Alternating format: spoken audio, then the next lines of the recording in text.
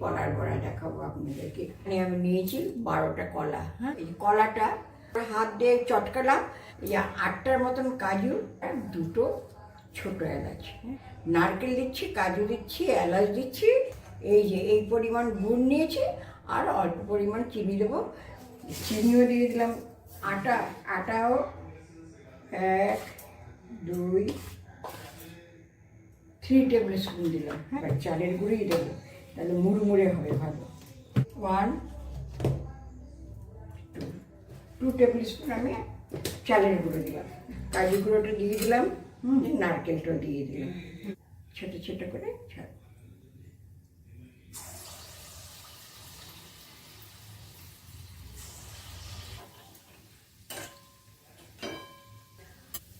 তেলটা আমি ভালো করে ঝরিয়ে